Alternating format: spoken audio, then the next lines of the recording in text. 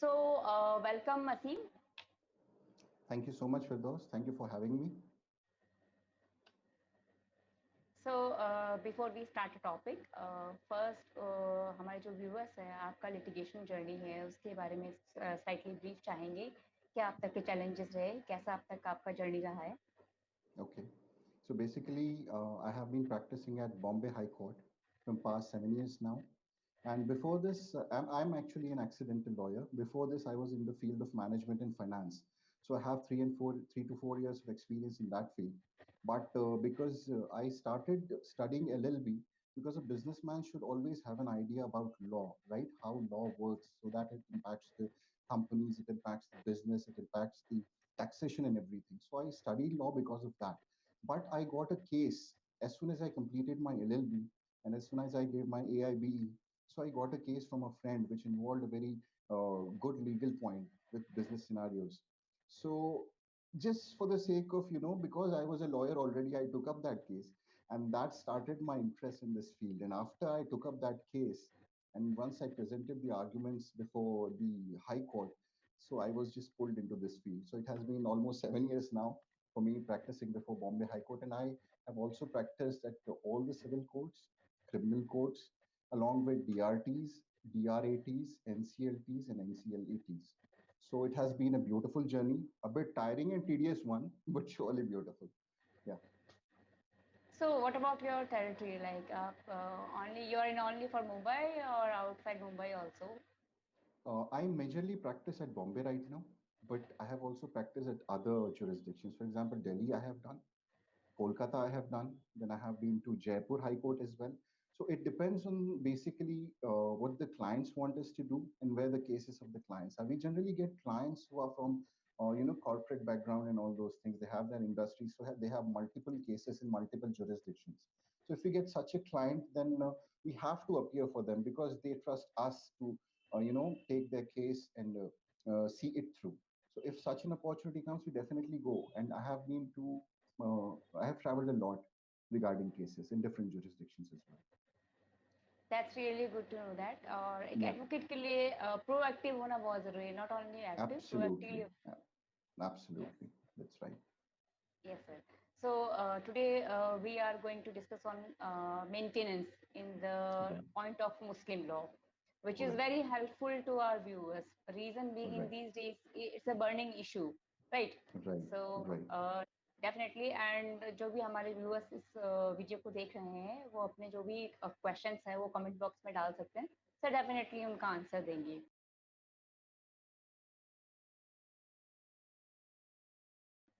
Right. So now, sir, I just want to know the information from your side.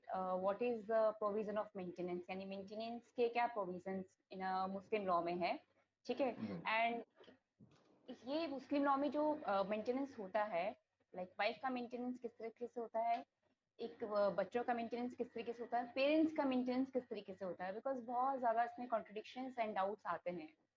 Right. Okay, so basically, I understood your answer. Before going into the complexities of the answers and provisions, I'd like to just say that the issue of maintenance and interpretation of Muslim law has been in India since the time of British era. All right. So Muslim personal law or anything, it was Justice V. Krishna Iyer for the first time who went into the Muslim law, who studied it, and who gave a historic statement regarding personal laws, basically. Justice V. Krishna Iyer said that if a British judge is going to sit and interpret the laws of either Hindus or Muslims in India, because that judge has not lived the life of what Muslims and not lived the culture, that is why that judge will not be able to interpret it better. So, in order to Exactly. interpret Muslim laws, someone with a deep sense of knowledge regarding the Quran as well is needed, as well as the Indian constitution system. So now I'll come to your answer basically. How does Islam, first I'll tell you how does Islam see maintenance? And then I'll talk about how does Muslim law in India talks about maintenance. So basically in the Quran is a book which not only talks about your relationship with the Almighty, it also talks about how you should be living your life in this world. according to certain principles and according to certain provisions. And those provisions are civil provisions as well, criminal provisions as well, and family law provisions as well. In India, we are not concerned with the civil provisions or the criminal provisions that are there in the Quran. But for the purpose of easing the ways of Muslims or any culture, we have had personal laws, be it for Hindus, be it for Muslims. So in family law, with regards to maintenance, what Quran says is that in many of its ayahs in different surahs of the Quran, in different chapters, it has been said that we have made man as the maintainer of woman. That is the basic ayat that is present in the Quran. That clarifies one thing for sure, that a man is the maintainer and protector of woman. Based on this, a law can be, taken out that Quran mandates a man not to be only the protector and maintenance of woman, but also the elderly people in his family, his brothers and sisters, and any and everyone who is under the ambit of his protection, basically. So this is what the commandment of the Quran says. But in Indian family law, if we talk about maintenance, who can get maintenance from a man? We can say that first right of maintenance is to the wife, of course, then to the son, then to the daughter, then to the parents, and to the grandparents. And if brothers and sisters, that is the first blood, if they are not able to maintain themselves and the man is in position to maintain them, then they can also claim maintenance from a man according to the Muslim personal law. So this is the basic law, and these people can ask for maintenance. Okay sir so what is the provision after divorce like जब divorce हो Okay, जाता है एक okay, मुस्लिम lady का okay, उसमें उसका right. Maintenance का किस तरीके से प्रोसेस चलेगा Right. So again, I'll give a bit of background before going into the provisions of law. In Islam, as the Quran says, a man has right only in the father's property, right? Nowhere else. A man does not have a right in the wife's property. A man does not have a right in son's property or in daughter's property. So man is protected only from one side in the Quran and according to Islam. But a woman, a woman has a right in father's property.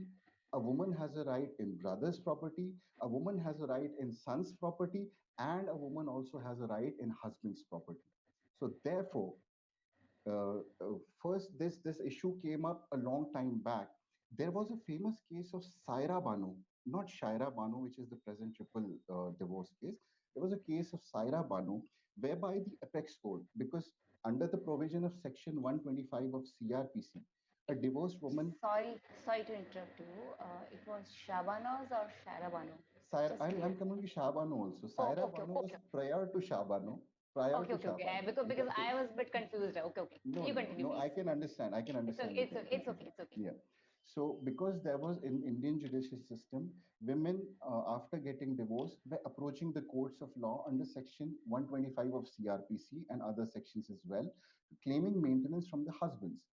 But because of the presence of personal laws, the courts, including the apex court in the prior cases, were not involved. And one of the landmark cases where the Supreme Court of India had held that if there is a clash between personal law and the CRPC, the former shall prevail. That is, the personal law shall prevail. And this observation of the apex court was made in the judgment of Saira Banu prior to Shah Banu. But then the litigations continued, and in then the case, the landmark judgment, which we say, came in the case of Shah Bano, basically, where she was granted a maintenance by the magistrate. She was an old age lady, right? And the magistrate granted a maintenance of some meager amount, basically. So the husband went into appeal to the High Court, whereby husband said that I have already divorced her, so she is not entitled to maintenance as under Muslim law. But in fact, the High Court upheld the magistrate's maintenance amount and in fact increased it as well. Then further, the husband again appealed to the apex court, and that was the time when apex court took a decision that whereby it said that section 125 of the CRPC is a secular law and it will have precedence over any personal law in order to ensure justice. Now, if we look at that, Shah Bano was an old age lady, if I'm not wrong, subject to correction, that she had already crossed an age of 50 years, and her husband left her at that time. Her parents were not there, her brothers were not there to support her, nobody was there basically. So, this judgment in this context, if you see, so she was entitled to maintenance from the husband, basically. Why I say this? Why? I'll tell you from the Quran itself. Quran says that all right, fine, whenever you break your relationships with your wives, part with them by giving them gifts and alms. Part with them on good terms. So basically, a woman could not have maintained herself in her 60s, 50s, or 60s, and that is why the apex court came to the rescue, and that's when Section 125 gained the precedence over personal laws.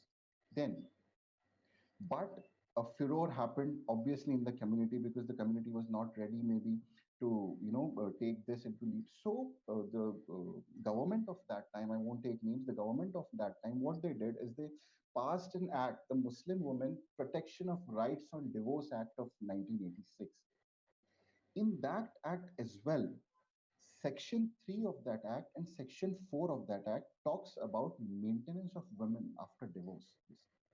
So, Section 3 of the Act says that a woman is entitled to maintenance from the husband till the period of iddat, that is, 3 cycles after the pronouncement of divorce. And if the woman is not able to maintain herself even after that, then the woman is entitled even after that period for maintenance from husband till the time she gets married or till the time she can find for herself, living for herself or job for herself or anything.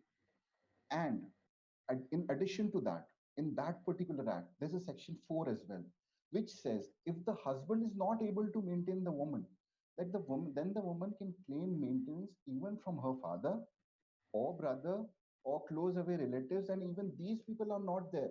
Then women can file an application to the Waqf whereby she can say that there is nobody to maintain me. I am not able to maintain myself, so please provide me with maintenance. So these are the 4 protections that were given to women.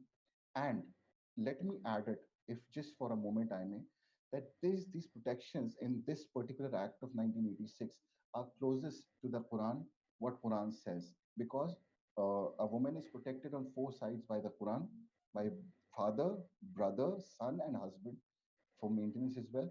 This act does the same. So these are the provisions whereby a woman can go.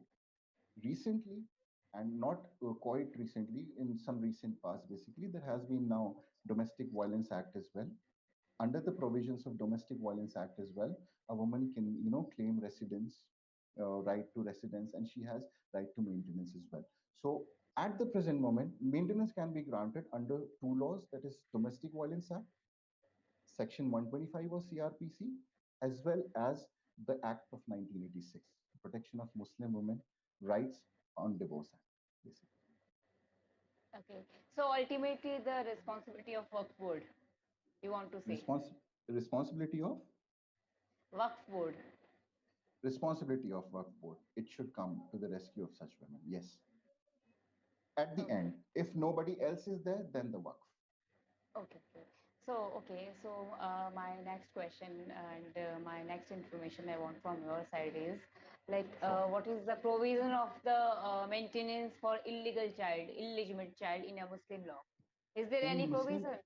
No, in Muslim personal law does not recognize an illegitimate child because sexual relations out of marriage, out of the bonds of marriage, is in itself illegal according to Islamic law. So the question of an illegitimate child has never been raised, and in India, in Muslim personal law, there's no such act or provision which can be pointed out for an illegitimate child. But I can say that because the Indian law is evolving in such a way, the jurisprudence is evolving in such a way that we have many provisions under the Constitution of India, whereby the writ jurisdictions of High Court as well as the Apex Court comes into play. So if the High Courts and Apex Courts thinks that for a particular case it is necessary to give maintenance there, so these jurisdictions can always be claimed, but not under personal law. There's no such provision under personal law. Muslim personal law basically.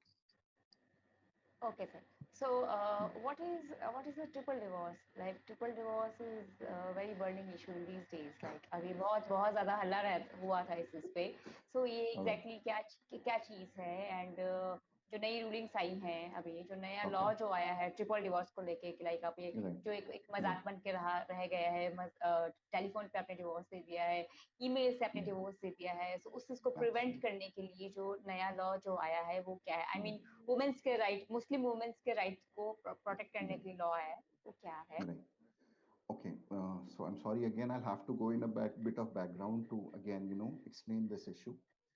Um, in Islam, basically, marriage is a contract between two contracting parties, between a willing male and a willing female, consenting adult male and female, basically. Why this has been done, I'll tell you that also. Because with the evolving of the cultures and with the evolving of the world time throughout time, it has been seen that people do get into marriages. But after some time, there are clashes between them. Some people think that they have outgrown each other. It is not necessarily a fault of either a man or a woman. Sometimes just people fall out of being in love, you say, or being in marital bonds. In order to facilitate such small minority of people who feel this way, Islam has made marriage a contract. And like any contract, it can be repudiated. Wherever there is a contract, there's a repudiation clause mentioned for that. And that repudiation, if you see, that basically is talaq in Islam. Now, the dissolution of marriage according to Islam, that similar is incorporated in the Muslim personal law as well. So there are basically three types of divorces that can take place. First one is the talaqul sunnat, which we talk about. Under talaqul sunnat, that is initiated by a man. So under talaqul sunnat, that is the way of the Prophet, which was described by the Prophet himself. There comes two divorces. First one is talaqul ihsan, that is incorporated in the Muslim person. Talaqul ihsan means that a person, a man, in presence of two witnesses, he makes a single pronouncement of divorce.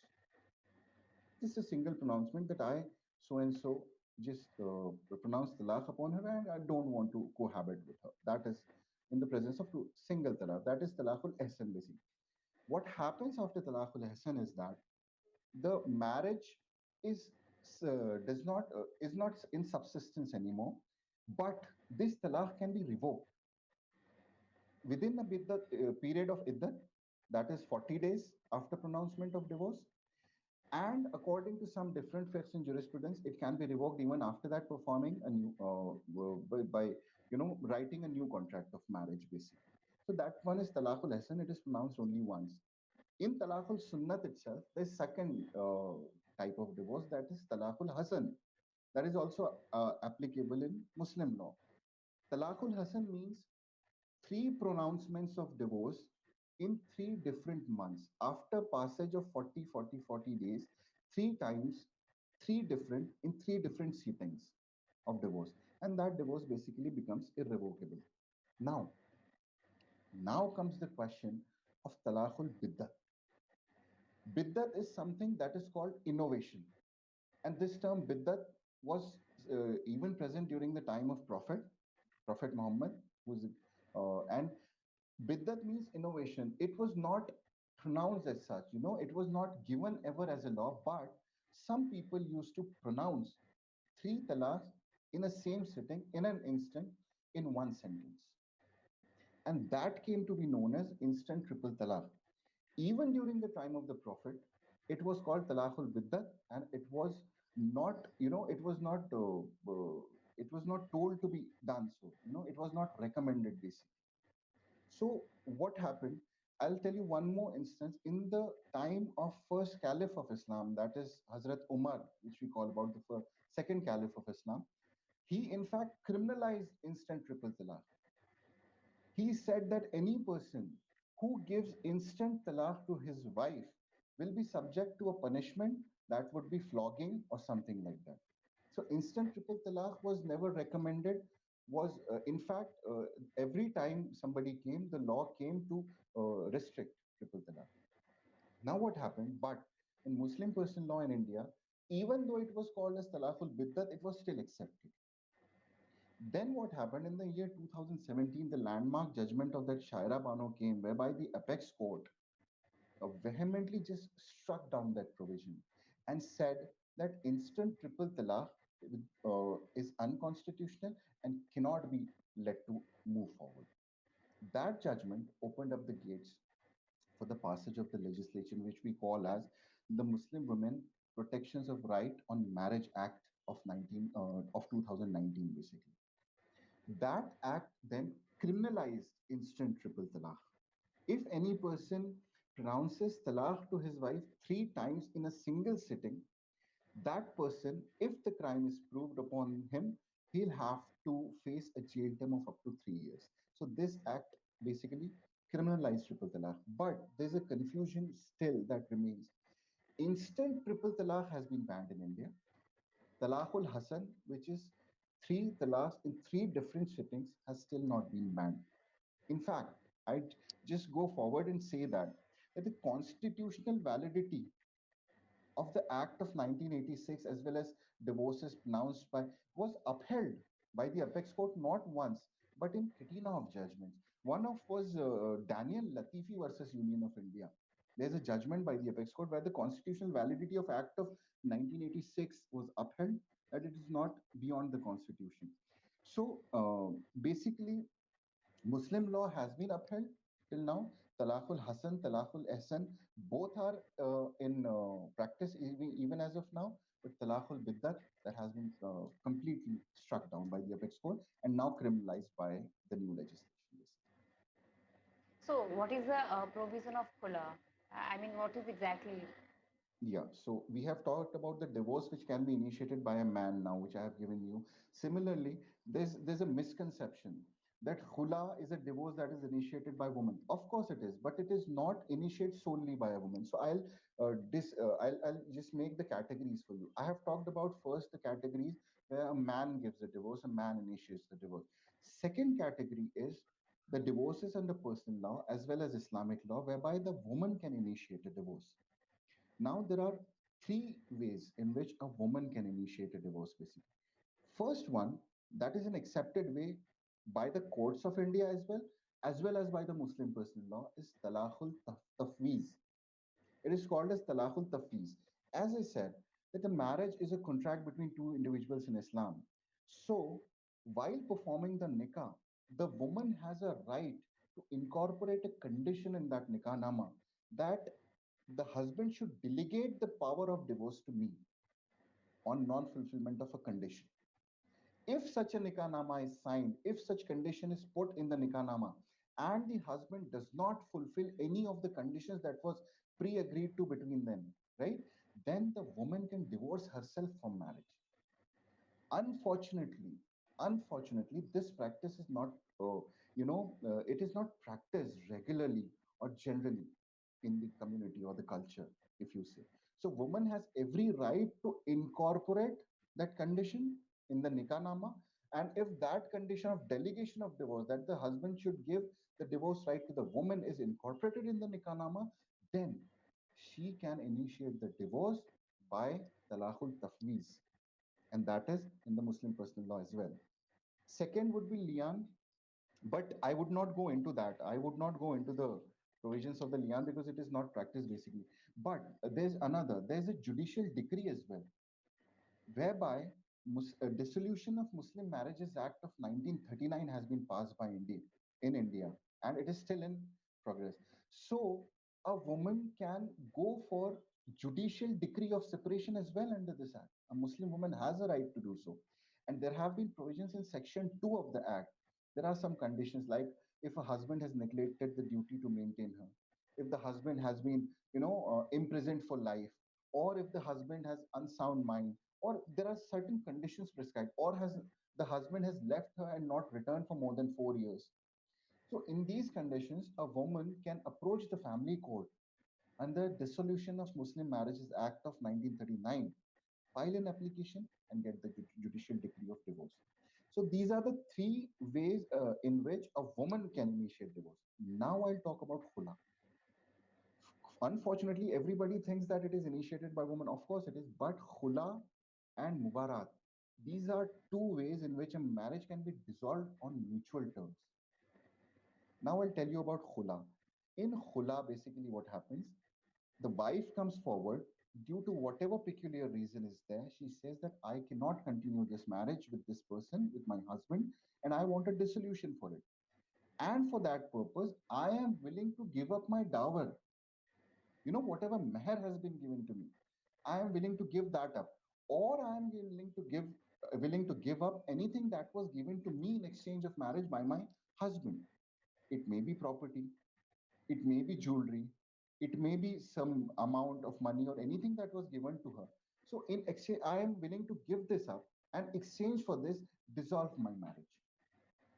And if the husband agrees to it, agrees to this condition, then mutually they sit down, a contract is drawn up, and hula happens basically. Second is mubarak. This is also a way of dissolution of marriage. This is basically mutual divorce, which is initiated by both the parties. Both the parties want to separate from each other. They just sit down, they draft a contract, what will be the terms and conditions, and they just sign, and they are separated from each other, and the marriage is dissolved. So unfortunately, khula is comes in a mutual separation agreement, not as a right, but woman has a right to initiate it as well. Okay, sir. So Yeah, recently you joined the Kanoon Gurus. So according to you, right. what type of platform is Kanoon Gurus? Like, Uh, could you please provide some review about Kanoon Gurus? okay. So see, in India, what we say is that law is confined to the courts. General populace is never aware of what the laws are, how to approach, and that is the reason why many people suffer as well.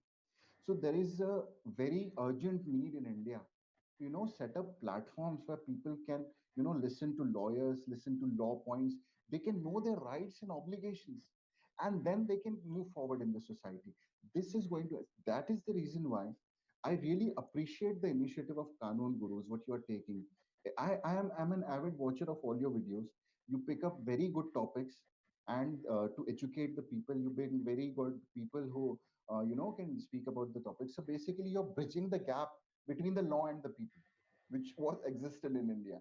And I really, would like to congratulate you on taking such an initiative, and immense effort you have been putting in. And I'm really in awe of Kanoon Gurus. And I wish you all the best for the future, and much more I expect from you now.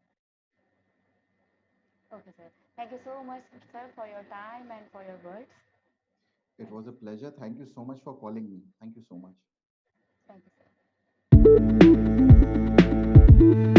sir.